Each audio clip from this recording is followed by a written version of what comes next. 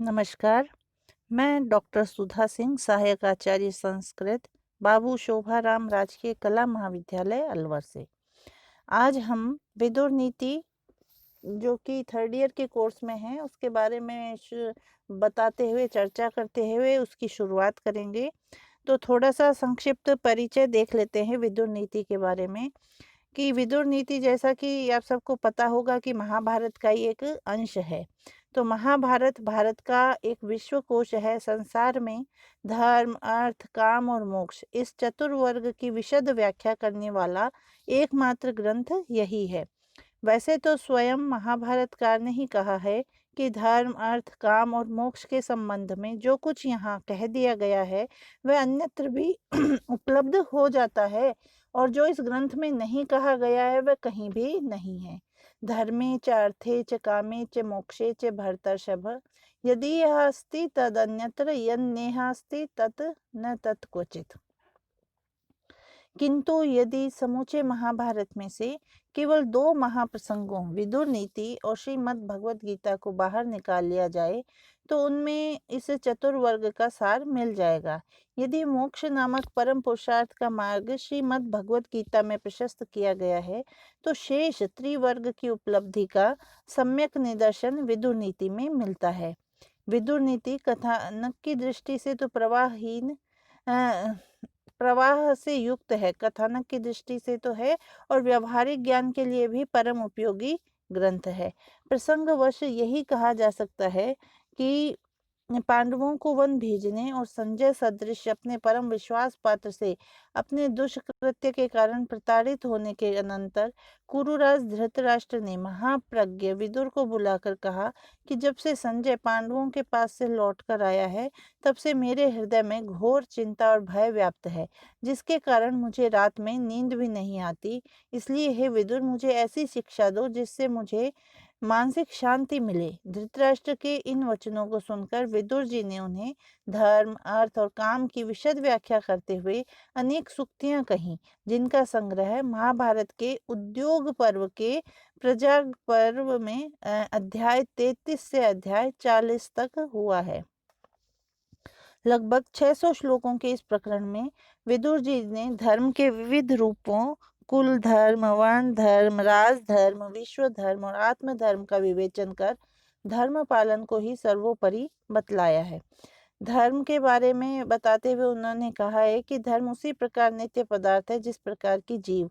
हाँ, सुख दुख और उनके कारण अविद्या अनित्य है, और कल्याणार्थी पुरुष को चाहिए कि वह नित्य वस्तु में स्थित हो जाए और अनित्य का त्याग कर दे। तो इस प्रकार विदुर नीति में धर्म, अर्थ और काम को लेकर हमें नीति परक वचन सुनने को, देखने को मिलते हैं, पढ़ने को मिलते हैं, जो कि हमारे जीवन को निष्कंटक बनाते हैं अगर हम उनका पालन करें, उन पर चलें तो आज हम इसी विदुर नीति का जो पहला अध्याय है वो प्रारंभ करेंगे। इसमें वैशंपायन उवाच, वैशंपायन ने कहा कि द्वास्थम प्राह महाप्राज्ञो धृतराष्ट्रो महीपति विदुरम द्रष्टुमिच्छामि तम इह आनय माचिरम। तो महाप्राज्ञ है, महान बुद्धिमान महीपति राजा धृतराष्ट्र है। धृतराष्ट्र ने द्वास्थम प्राह, द्वास्थ यानी द्वारपाल से कहा, विदुरम द्रष्टुम इच्छामि, मैं विदुर को देखना चाहता हूँ। तम इहम आचिरम आनय, उसे यहाँ शीघ्र ही बुला लाओ, लेवा लाओ। प्रहितो धृतराष्ट्रेण दूतः क्षत्तारं ब्रवीत, ईश्वरस्त्वां महाराजो महाप्राज्ञ दिद्रक्षति। तो धृतराष्ट्रेण प्रहितः, धृतराष्ट्र महाराजा धृतराष्ट्र के द्वारा प्रहितः यानी भेजे गए, दूतः दूत ने, क्षत्तारम अब्रवीत विदुर से कहा, दूत जाकर विदुर से बोला कि हे महाप्राज्ञ है, ईश्वर महाराज, हमारे स्वामी, हमारे महाराज, त्वाम दीद रक्षति, आपको देखना चाहते हैं, आपसे मिलना चाहते हैं। एवं उक्तम अस्तु विदुरः प्राप्य राजनिवेशनम अब्रवीत धृतराष्ट्राय द्वास्थः माम प्रतिवेदयः। ऐसा कहने पर एवं उक्तः ऐसा कहा जाने पर विदुरः तु विदुर जी राजनिवेशनम प्राप्य राजमहल के पास जाकर द्वास्थम अब्रवीत द्वारपाल से बोले कि हे द्वारपाल धृतराष्ट्राय माम प्रतिवेदय, धृतराष्ट्र को मेरे आने की सूचना दे दो। द्वास्थः हुआ द्वारपाल बोला विदुरो अयम अनुप्राप्तो राजेंद्र तव शासनात् द्रष्टुमिच्छति ते पादो किम करोतु प्रसाधि माम। तो यहाँ द्वारपाल ने धृतराष्ट्र से जाकर कहा है कि हे राजेंद्र, हे राजा महाराज, तव शासनात् आपके आदेशानुसार अनुप्राप्त आए हुए अयम विदुरः यह विदुर जी ते पादौ द्रष्टुम इच्छति आपके चरणों के दर्शन करना चाहते हैं, आपको देखना चाहते हैं। तो माम प्रसादी मुझे आज्ञा दीजिए, किम करो तो मैं क्या करूं, उन्हें क्या कहूं, ये आप मुझे आज्ञा दीजिए। अगला श्लोक देखिए। धृतराष्ट्र उवाच धृतराष्ट्र बोले प्रवेशय महाप्राज्ञम विदुरम दीर्घदर्शिम अहम ही विदुरस्य न कल्पो जातु दर्शने। तो कह रहे हैं महाराज कि हे महामति, हे महाप्राज्ञ, दीर्घदर्शनम दूरदर्शी विदुरम प्रवेशय, विदुर जी को अंदर ले आओ।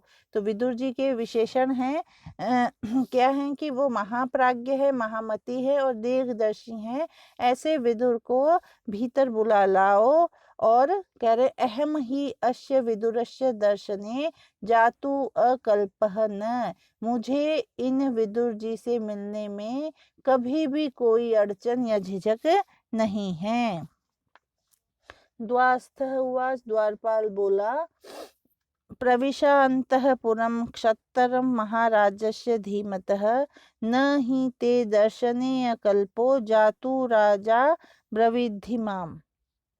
तो वो बोले कि हे क्षत्तः, हे दासी पुत्र, धीमतः बुद्धिमान, हे विदुर जी आप बुद्धिमान महाराज के अंतःपुरम प्रविश्य, अंतःपुर में प्रवेश कीजिए। राजा ही माम अब्रवीत, राजा ने तो मुझसे कहा है कि ते दर्शने जातु अकल्पः नहीं, उन्हें आपसे मिलने में कभी कोई झिझक नहीं है। तो द्वारपाल विदुर जी के पास आके बोला कि विदुर जी आप प्रवेश कीजिए, बुद्धिमान जो महाराज है उनके अंतःपुर में, और उन्हें आपसे मिलने में कभी कोई झिझक नहीं है। अगला श्लोक देखिए। ततः प्रविश्य विदुरो धृतराष्ट्र निवेशनम अब्रवीत प्रांजलिर्वाक्यम चिंतयानम नराधिपम।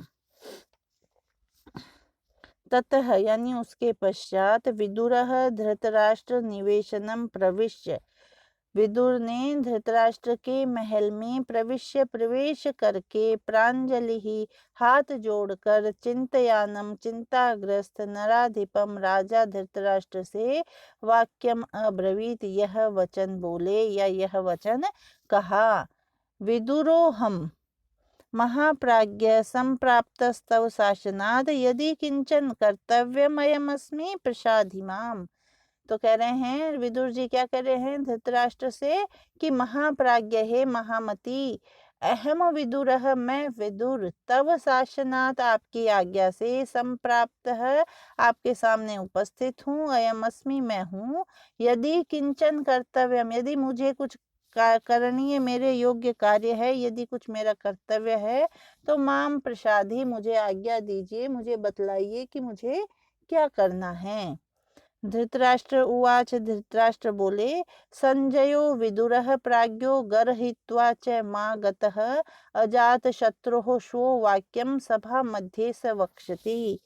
तो कह रहे हैं हे विदुरः, हे विदुर, प्राज्ञः संजयः बुद्धिमान संजय तो माम गर्हित्वा मेरी निंदा करके गतः चला गया है, और स्वः यानी कल, सह सभा मध्य वह सभा में, अजात शत्रु वाक्यम वक्षति अजात शत्रु युधिष्ठिर के वचन सुनाएगा। संजय जो कि पांडवों के पास जाकर आया है तो उसके बारे में कह रहे हैं कि वो कल सभा में युधिष्ठिर के वचन सुनाएगा। तस्याद्य कुरु वीरस्य न विज्ञातम वचो मया तन्मे दहति गात्राणि तदाकार्षीत प्रजागरम। तस्य कुरुवीरस्य वचः मया अद्य न विज्ञातम। उस कुरुवीर युधिष्ठिर के वचनों को मैं अद्य न विज्ञातम, आज नहीं जान सका। तत् में गात्राणि दहती, इसी से मेरे शरीर के जो अंग हैं वह दहती जलते हैं। और तत् प्रजागरम आकर्षित, और इसी से मैंने प्रजागर यानी रात्रि जागरण आकर्षित किया है। अर्थात मुझे रात भर नींद नहीं आई है कि संजय कल सभा में उस युधिष्ठिर के किन वचनों को सुनाएगा, और मैं उन वचनों को जान नहीं पाया हूँ, तो इसलिए मेरे अंग जल रहे हैं और मुझे रात भर पूरी नींद नहीं आई है। अगला देखिए, जाग्रतो ध्येयमानस्य श्रेयो यदनुपश्यसि तद ब्रूहि त्वं हि नस्तात धर्मार्थ कुशलो यसि। जागृतः ध्येयमानस्य, हे तात तब मैं चिंता से जलता हुआ, जागृतः जागता हुआ, और ध्येय माने जलता हुआ, तो मैं चिंता से जलता हुआ अभी तक जाग रहा हूँ। यत श्रेयः अनुपश्यसि तत ब्रूहि, तुम मेरे लिए जो श्रेय यानी कल्याण की बात समझो वही कहो। हे तात त्वम ही नः धर्मार्थ कुशलः ही असि, क्योंकि हम लोगों में तुम ही धर्म और अर्थ के ज्ञान में निपुण हो, कुशल हो, इसलिए हे तात तुम ही मुझे मेरे कल्याण की बात कहो। यतः प्राप्तः संजयः पांडवेभ्यो न मे यथा वन मनसः प्रशांति सर्वेन्द्रियाणि प्रकृतिम गतानि किम वक्ष्यत्येव मे अद्य प्रचिंतः। तो कह रहे हैं कि यतः जब से, संजय पांडवेभ्य प्राप्त, जब से संजय पांडवों के यहाँ से लौट कर आया है, मैं मनसह मेरे मन में यथावत यानी पहले जैसी प्रशांति न शांति नहीं है, पूर्ण शांति नहीं है। सर्वे इंद्रियाणि अप्रकृतिम गतानि, मेरी सभी इंद्रियां अप्रकृतिस्थ हो गई हैं, विचलित हो गई हैं। अद्य किम वक्ष्यति, वह आज क्या कहेगा। इति एव में प्रचिंता, यही मुझे विशेष चिंता है। तो अब जब से संजय पांडवों से मिलकर आया है, मेरी इंद्रियों में मतलब वह पूर्व के जैसी शांति नहीं रही है, और मुझे ये चिंता खाए जा रही है कि वह क्या कहेगा सभा में। अगला श्लोक देखिए, विदुर उवाच, विदुर जी बोले, अभियुक्तम बलवता दुर्बलम हीन साधनम हृतस्वम कामिनम चोरम आविशन्ति प्रजागराः।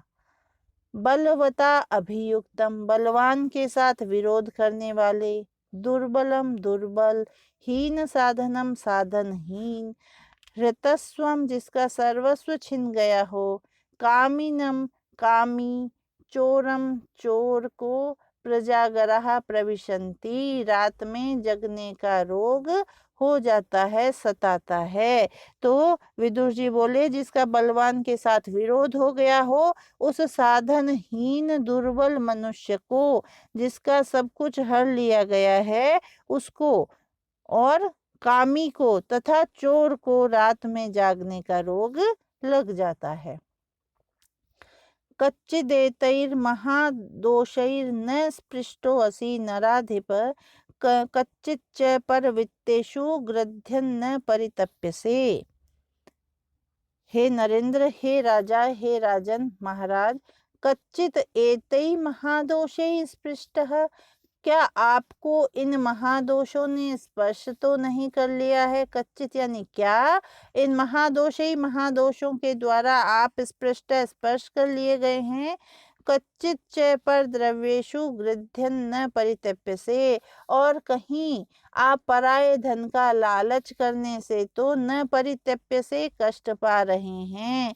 तो आप कहीं जो पांडवों का हक है, अधिकार है, उसको तो कहीं आप छीनने का प्रयास नहीं कर रहे, या उस कारण से तो आप कष्ट नहीं पा रहे, पराये धन के लोभ से तो आप कष्ट नहीं पा रहे हैं। धृतराष्ट्र बोले, श्रोतुम इच्छामि ते धर्म्यम परम निश्रेयसम वचः अस्मिन् राजर्षि वंशे हि त्वमेकः प्राज्ञसम्मतः। धृतराष्ट्र ने कहा, हे ते धर्म्यम परम निश्रेयसम वचः श्रोतुम इच्छामि। मैं तुमसे धर्म्यम धर्म सम्मत परम निश्रेयसम परम कल्याणकारी वचन श्रोतुम इच्छामि सुनना चाहता हूँ। अस्मिन राजवंशे इस राजवंश में तुम एक ही प्राज्ञ सम्मतः तुम अकेले ही प्राज्ञ सम्मत हो, विद्वानों से मान्यता प्राप्त हो, विद्वानों के भी माननीय हो। तो मैं तुमसे ही जो भी कल्याणकारी बात है, जो भी मतलब सही बात है, धर्म सम्मत बात है, तो हे विदुर मैं तुमसे वह सुनना चाहता हूँ। आगे विदुर जी उन्हें बताएंगे, जिनके बारे में अब हम अगले वीडियो में अध्ययन करेंगे। धन्यवाद।